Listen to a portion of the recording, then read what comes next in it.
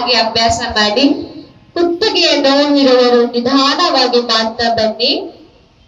Inhale, ತಲೆಯನ್ನು ಮೇಲೆ, exhale, ಕೆಳಗೆ. ಈಗ ಗಡಿಯಾರದ ವಿರುದ್ಧ ದಿಕ್ಕಿಗೆ ಅಭ್ಯಾಸವನ್ನು ಮಾಡ್ತಾ ಹೋಗೋಣ. ಕೆಳಗೆ ನೋವು ಹಾಕುತ್ತಾ ಕೆಳಗೆ. ಇನ್ಹೇಲ್ ಅಪ್, ನಿಧಾನ.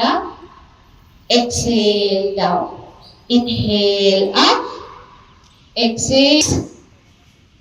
ಕಣ್ಮುಚ್ಚಿ ಒಮ್ಮೆ ದೀರ್ಘವಾದ ಉಸಿರನ್ನು ತೆಗೆದುಕೊಂಡು ಹೊರ ಹಾಕುತ್ತಾ ನಮ್ಮ ಶರೀರ ಹೇಗಿದೆ ಅನ್ನೋದನ್ನ ಗಮನಿಸ್ತಾ ಬನ್ನಿ.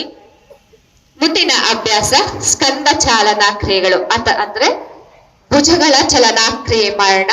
ಬನ್ನಿ, ನಿಧಾನವಾಗಿ ಉಸಿರನ್ನು ಹೊರ ಹಾಕುತ್ತಾ ಕೆಳಗೆ. ಹಸ್ತಗಳನ್ನ ತಗೊಂಡ್ ಬರೋಣ. 3 ಬಾರಿ ಅಭ್ಯಾಸವನ್ನ ಮಾಡೋಣ. ಹಾಕುತ್ತಾ ಕೆಳಗೆ. Second round. ಬ್ರೀತ್ ಇನ್ ಅಪ್, ನಿಧಾನವಾಗಿ ಮೇಲೆ ತನ್ನಿ. ಉಸಿರನ್ನು ಹೊರ ಹಾಕುತ್ತಾ ಕೆಳಗೆ. Last round.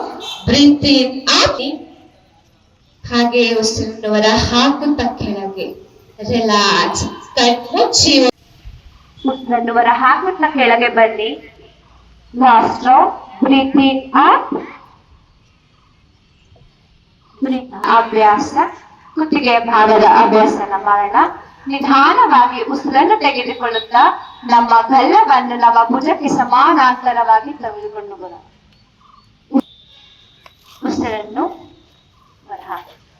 ಬ್ರೀತ್ ಇನ್ ಸೆಂಟರ್.